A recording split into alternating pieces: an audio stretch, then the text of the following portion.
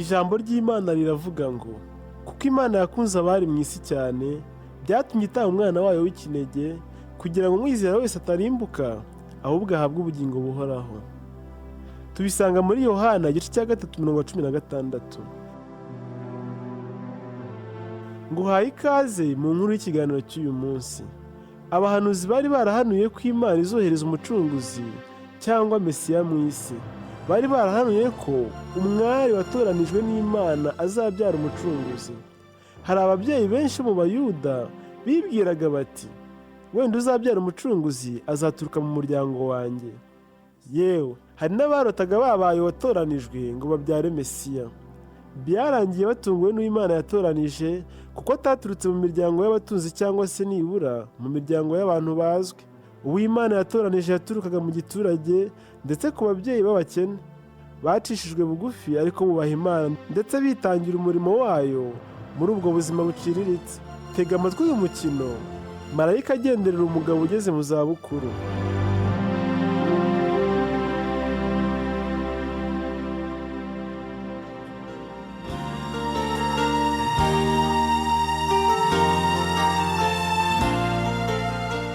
Mari, kugeza ubu sindasobanukirwa ubutumwa bw'umwigisha bavuga ku buhanuzi bw'umucunguzi. Njye mpora nibaza niba n'ubuhanuzi muvuga hari ukuri. Rashe, tugomba kwizera kuko nibyo byiringiro bizima dufite. Ariko se niba ari n'ukuri kuki Imana itinda kubisohoza? Ariko ubu ntibyaba ari ukubera ko bigaragara ko abantu bameze nk'abatiteguye kwakira umucunguzi. Icyama kwizera nk'ukwawe. Njye nizera akanya gato mu kandi bikaba binshizemo nkashidikanya. Umwigisha ameze nk'aho yizeye ko umucunguzi agiye kuza vuba cyane bidatinze, ndetse n'ijambo ry'Imana ryerekana ko ibyo Rabi ahamya ari ukuri. Nanjye ndizera ko ibyo avuga ari ukuri. Nifuza kuzibonera umucunguzi n'amaso yanjye. Tugomba kwizera. Byarahanuwe ko umwari azasama inda akabyara umucunguzi. Nibyo cyane. Azavuka mu muryango w'abami. Njye mfite amatsiko yo kuzabona uwo mukobwa uzabyara umucunguzi. Njye nsisenga cyane ngo wenda nishyire mu mwanya wo kuba uwo mwari watoranywa. Ariko kuri wowe birashoboka Mari. Sinzi niba hari undi mukobwa waboneka usenga Imana nkawe. Ariko Rashe, ntukavuga ibintu nk'ibyo. Ndi umuntu ucishijwe bugufi cyane. Sinkwiye icyubahiro nk'icyo. Nyamara njye ntibyantungura abaye ari wowe Imana itoranije. Tuzakomeza dusenge kugira ngo ubushake bw'Imana bube, kandi tuzakomeza dukorera Imana turi abizerwa. Mari, uvuze ukuri nk'uko usanzwe kuvuga rwose.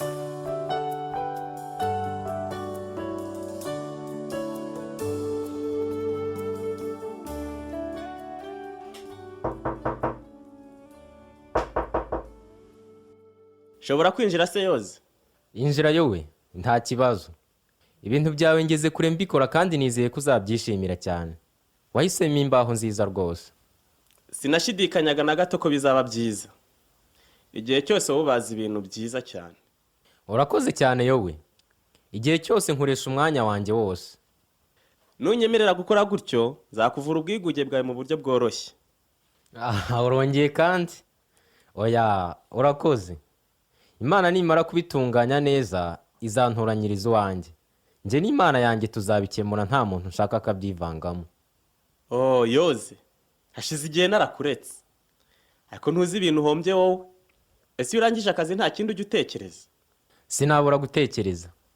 Rwose cyane umugore mwiza kugira ngo agufashe utazicwa n'ibitekerezo. Agomba kandi kukuba hafi, azi kuganira cyane. Ndimo kwitegura gushaka umugore w'ubuzima bwanjye. Ariko Imana niyo izampitiramo. Ndizera ko uzamubona umutima wawe ukunda hakiri kare imyaka itarakurangirana ngo usaze. Oh, nshuti yanjye. Ntugahangayike ku bwanjye kuko namaze kumubona. Waramubonye urangije urampisha koko? Aracyari muto kandi atandukanye n'abandi bakobwa bose wabona muri Nazareti. Sha nukuri urasenga cyane ku buryo wari ukwiriye umukobwa nk'uwo uruta abandi. Ayowe, reka twihute tujyane hari umuntu ngiye kureba.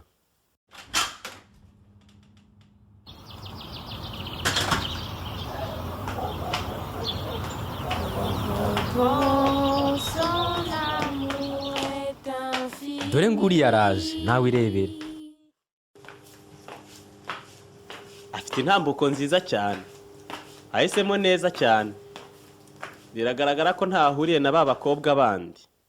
no mu maso he atandukanye n'ah'abandi. Arakeye cyane. ariko sindabimubwira.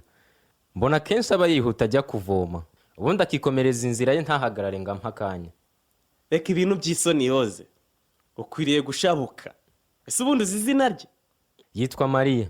Yitwa Mariya? Mbega izina ryiza rikwiriye umukobwa mwiza nk'uyu.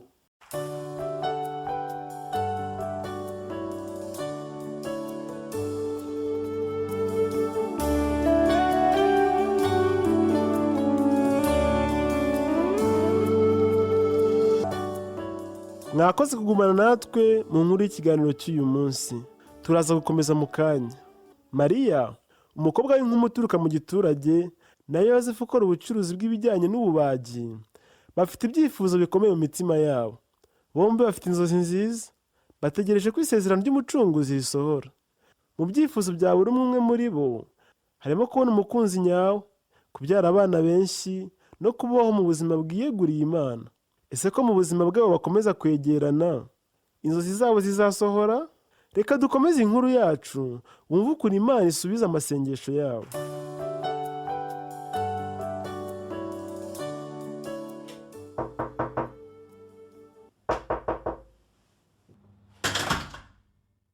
Gira amahoro Yoze, ni ikaze. Murakoze cyane.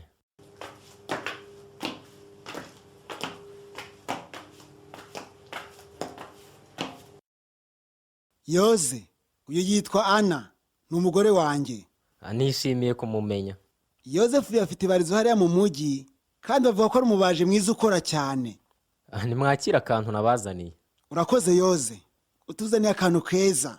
Hanyuma se akazi kameze gate? Karagenda neza. Ibyo dukora byose biragenda, ndetse akazi ni kenshi cyane. Mu by'ukuri Imana ni nziza. Imana ishimwe. Ubu ntibibagora cyane kuba mutuye hano muri iki giturage mwenyine. Niko bimeze. Ariko none ko hari akabazo nendaga kubabaza. Ndifuza ko Mariya yambera umugore. Sindi umutunzi, ariko mfite ubushobozi bwo gutunga umugore. Reka nze mbaze Mariya. Mari! Murankeneye? Uraho Yoze? Uraho Mari? Mari, ubu rero njye na mama wawe tubahejeje umugisha. Tuguha Yozefu ngo umubere umugore. Murakoze cyane. Ni ukuri mufashe icyemezo cya kigabo uyu mugoroba. Ubu rwose nta kibazo nimujye mbere turabashyigikiye.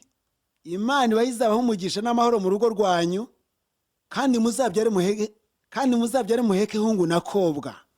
Rwose nanjye ibyo nibyo niyemeje nzabihagararamo kigabo. Nanjye tuzafatanya. Nzakundwa akazi umukobwa wanyu kandi nzamufata neza cyane. Urakoze cyane, kandi ndabizi ko uzabishobora. Ubwo rero tuguhaye ikaze mu rugo rwacu. Ubu nawe ubaye umwana wacu.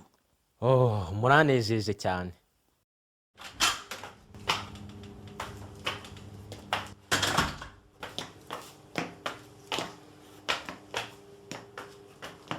Ejo Nazareti yose izasakaramo inkuru y'ubukwe bw'umubaji na Mariya.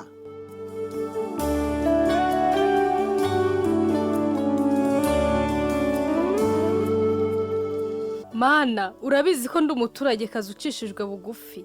Ababyeyi banjye ni abakene. None kandi ngiye gukora ubukwe n'umusore w'umubaji kandi w'umukene. Nta mafaranga mfite, nta n'ubundi butunzi bwo kuguha mfite. Ariko ndakwihaye ubwanjye ngo unkoreshe mu buryo bwose ushaka. Ndakuramutsa Mariya.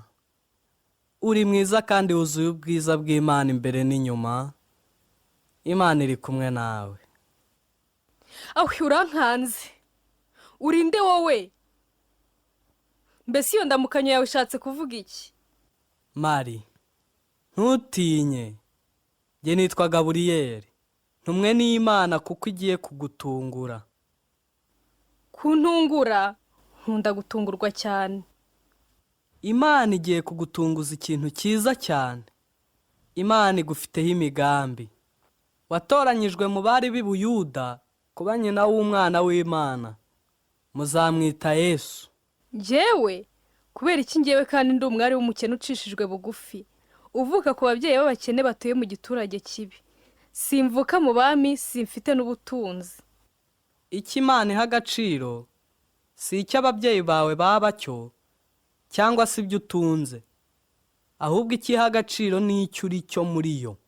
ariko si ibyo bishoboka bite ko namaze kwemera kubana na yosefu? Umwuka w'Imana azakuzaho, kandi umwana uzavuka azaba ari umwana w'Imana. Biteye ubwoba kumva ko natoranijwe mu bagore bose bo mu Buyuda. Sinzi niba utibeshye. Ntago nibeshye, uri umukiranutsi. Ni wowe Imana yanyoherejeho. Yari yaragutoranyije kera utaravuka. Nshishijwe bugufi cyane. Ariko sindota. Ntago urimo kurota. Ibyo ubona kandi wumva ni ukuri. Umwana wawe azaba mukuru, kandi azitwa umwana w'Imana isumba byose. Imana izamuha kwicara ku ngoma ya se Dawidi. None se mu by'ukuri umwami Dawidi ni sogokuruza wanjye? None se ntuzi ko umuryango wawe kimwe n'uwa Yosefu mufite inkomoko yo kwa Dawidi? Mwese burya mufite amaraso y'ibwami. Ibyo birantunguye cyane ndetse biranejeje. Azayobora inzu ya Yakobo, kandi ingoma y'izaba y'iteka ryose ntizahanguka. Mbega ibintu byiza! Njyewe Mariya, kuba umubyeyi w'umwana w'Imana, biratangaje cyane. Mubyara wawe Elizabeti nawe yasamye inda y'umwana w'umuhungu mu zabukuru. Ubu ni ukwezi kwa 6 atwite. Imana nta kiyinanira, ibyo yagambiriye byose irabisohoza, si nk'umwana w'umuntu. Dore ndi umuja w'Imana, ibyo uvuze byose bingirirweho. Sinatekerezaga ko Imana yankoresha umurimo munini gutya. Imana iguha umugisha Mari. Buretse gato, ndashaka kukubaza ibindi bibazo.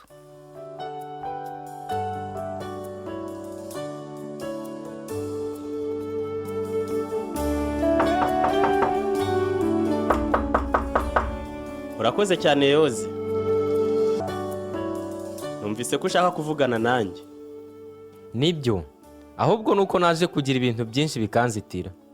Ni ibiki se ko ndeba byakuyobeye? Nari nzi ko Mariya ari umukobwa wubaha Imana pe. Ariko none numvise ibihuha, numva nananiwe kwakira. Ibihuha bimeze bite? Numvise ko atwite, kandi nanjye ubwanjye namwiboneye aratwite rwose. Sinumva ukuntu yanciye inyuma. Yo, birambabaje cyane.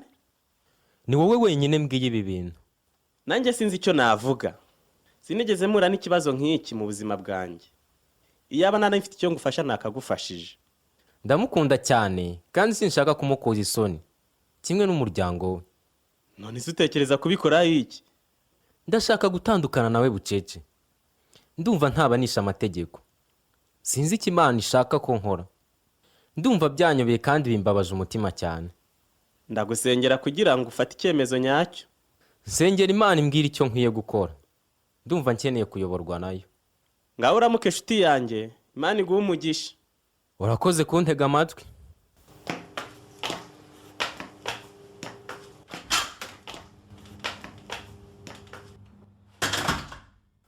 Oh Mana, nyereka icyo nkwiye gukora. Nkeneye ubuyobozi bwawe muri ibi bintu.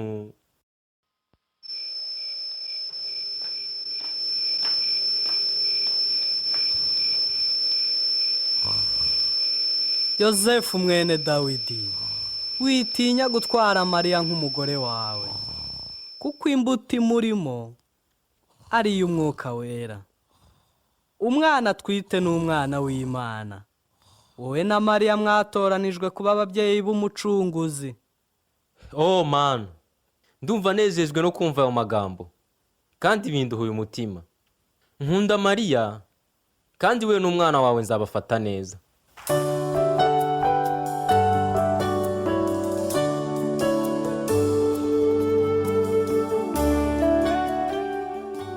Yoze, nshimye Imana ko yakwiyeretse ikaguhishurira ukuri.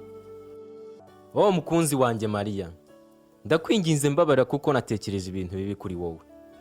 Wikwirenganya kuko nta kuntu utari gutekereza gutyo, kuko impamvu yaragaragaraga. Nanjye byari binkomereye kwakira ibyo Imana yambwiye. Tekereza ngewe gutwita. Sinshidikanya ko Imana yakubabariye, kandi nanjye yambabariye, ahubwo tugomba gukomeza kubaha Imana. Uri umunyabwenge Mari. Mbega ibintu byiza bigiye kuzatubaho.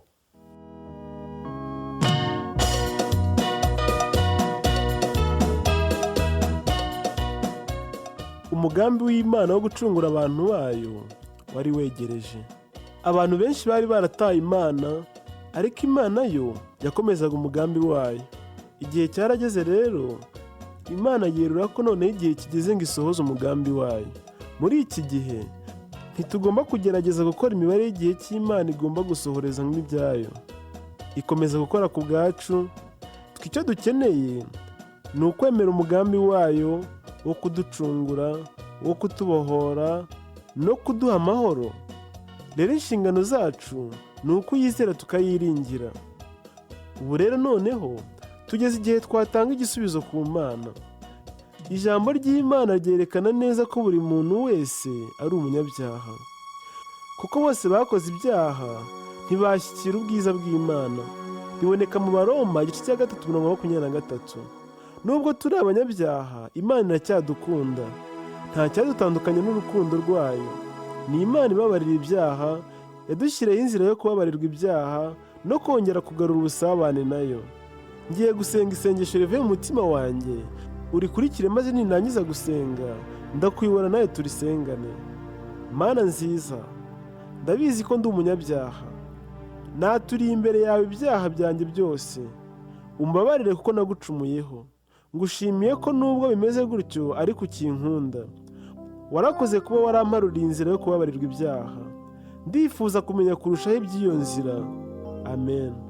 Reka noneho dusenge iri sengesho, ndagenda mvuga nawe usubiramo. Urifate, urigire iryawe imbere y'Imana. Mana nziza, ndabizi ko ndi umunyabyaha. Naturiye imbere yawe ibyaha byanjye byose. Umbabarire kuko nagucumuyeho. Ngushimiye ko nubwo bimeze gutyo ariko ukinkunda. Warakoze kuba waramparuriye inzira yo kubabarirwa ibyaha. Ndifuza kumenya kurushaho iby'iyo nzira. Amen. Urakoze kuba gusenga iri sengesho. Ubutaha tuziga ku birebana n'inzira z'Imana yashyizeho ngo tubabarirwe ibyaha.